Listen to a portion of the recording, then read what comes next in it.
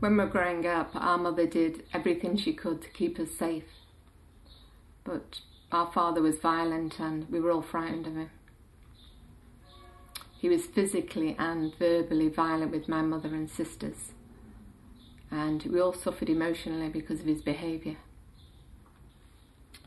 I think I was worried in my child's mind that one day my father would kill my mother and my sisters. I used to think, oh, you know, who's he going to start on? What's going to happen? Who's going to get hurt? How can I distract him? How can I escape? I was just like any little kid, you know. I lived from moment to moment, hoping that Dad won't come home from work.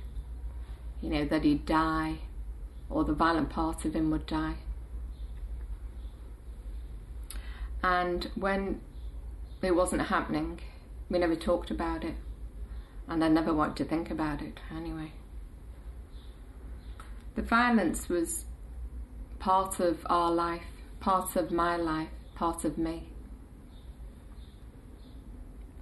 It's taken me a long time to really understand the devastating effect it can have to grow up in fear, you know, in a state of confusion, of violence, anxiety.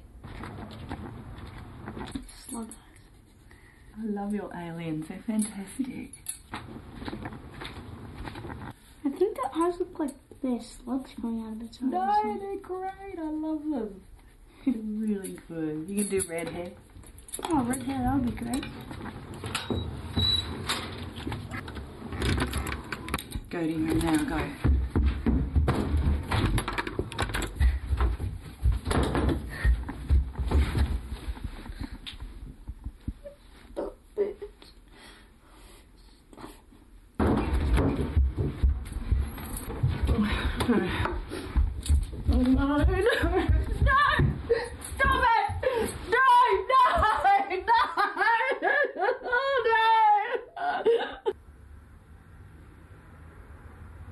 Months in the relationship, it became violent.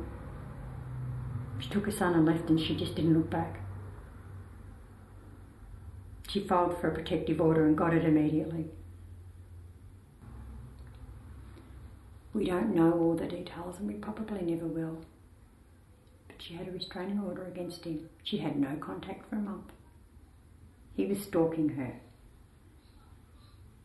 She filed a report with the police. They said they couldn't prove it was him. She was a strong, kind person, and she would do anything to protect herself and her son. She did everything right. The murder of my sister was pre-planned. He intended to leave, but he only got to the next city, and he was on the run from the police when he lost control of his car. He crashed it, exploded, and he burned to death. I know I speak for my family when I say we aren't sad that he died. At least now we can begin to heal. We remember how much she made us laugh and how much we loved her.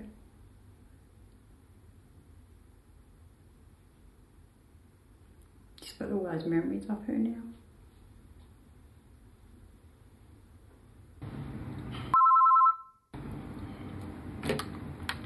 Good morning, Melbourne PC Repairs. Maggie speaking. What did you do with the fucking locks? I can't get into the house. I can't talk now, I'm busy. I want the keys, bitch. I'm coming to get them. You can't come here. I have to go. She was scratching and biting and hitting me and throwing things, books, plates and ornaments, I guess anything. She told me that our son wasn't mine. She said she'd been talking to a previous boyfriend who said that he was the father. I don't know if these are true. I don't know if they're, to this day I don't know if they're true. My father rang one night just before dinner, and she came in the room and started throwing things at me and hurling abuse, saying that I was ignoring her. He could hear it all, and I guess, well, he believed me. I just said that she dropped some crockery and that I'd have to go. Just more lies. I don't know. Who can you talk to? I couldn't talk to anyone about the situation. I couldn't talk to them. My family, my friends were all ostracised. No one believed me. I was lying to everyone. I was ashamed and I was frustrated and outraged and in a corner. I just felt alone. Ironically, despite all the attempts that I made to try and keep my son safe, to try not to let the relationship become a battlefield, I haven't seen him for over 10 years. 10 years. Stoicism's not the answer. It's not the best solution. Nothing's resolved through silence, and there are all sorts of prices that are paid in other ways. You try and be strong, and you pay a price somewhere else. Hi, Jim. Come in. Look, I really need to take a day off work, but I've used up all my leave, and I was wondering if I could take it without pay. Again? I don't know. Look, do you really have to? Yes, I do. I'm sorry. I have to go to court. It's about my husband. I'm sorry. It won't happen again, I promise. Look, Maggie, you can't always bring your personal problems to work. It's affecting everyone. Oh, but I'm really... Look, I don't want to know about it. All right, I'll give you the day off without pay. Obviously, this is the last time. Otherwise, it's got to go onto your record. It's just not fair to the others. They have to pick up your slack. All right.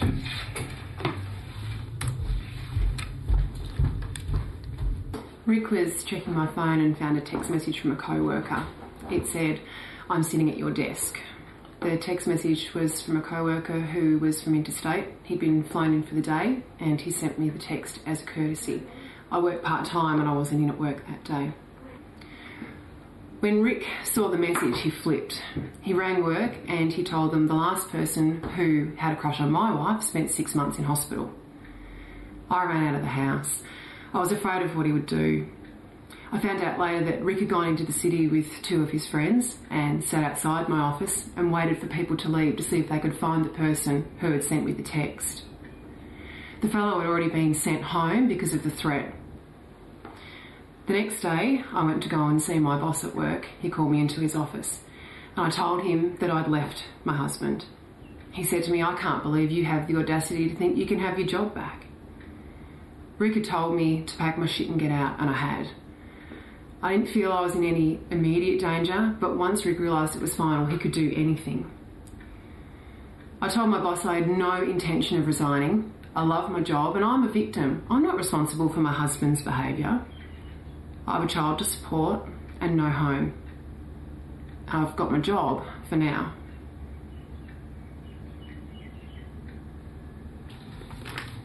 I'm glad today's over.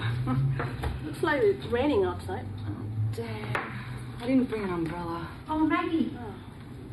I seen your husband waiting in the foyer. He's about to take you home. Good timing, hey?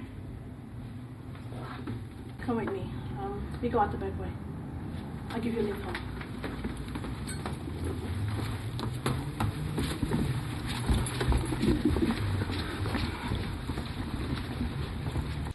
We met when I was 22 and he was 28. I was working at a plant nursery, a wholesaler.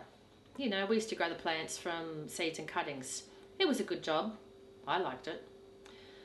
Jeff was working at the cafe just down the road from the nursery. Eventually we started chatting. I thought he was a really nice guy. You know, we started going out not long after that, and you know, about 6 months later I moved in with him. He had a bit of a temper. I didn't worry about it at first. I guess after he lost his job, things got worse. The verbal abuse started, calling me names and, incompetent, lazy, ugly, that sort of stuff, just put downs. I was a bit scared sometimes. He could get really nasty and I didn't know what I'd done wrong. When I found out I was pregnant, I was delighted. Unfortunately, I had really bad morning sickness and I had to leave work 4 months into the pregnancy. That's when he became violent. He started hitting me. And it got worse. The violence, it just got worse. I can't talk about it. I can't talk about it. After Jade was born, I thought he would change, but nothing changed. I was living every day, every minute in fear. He still wasn't working. He'd go down the pub all day and then he'd come home and he'd start on me. I was terrified that Jade would get hurt. That's what made me decide I had to protect my baby. I had to protect Jade. So one day while he was out, I left. I didn't take anything. I just had one bag and my baby and I left. That's all. I had a lot of help from the agency. The women there were really great. They didn't judge me and they understood what I was going through. A few weeks ago, I was at work and I got a phone call from a solicitor. They said that Jeff wants to have regular visits with Jade. It really threw me. I think I went into shock. It all came flooding back. I couldn't believe the tidal wave of emotion. All the fear, it was like it was all happening all over again. All I could think about was that I had to protect Jade. Now she's in danger of abuse as well. After 14 years of building myself back up, it's all happening again. It never ends. It never ends.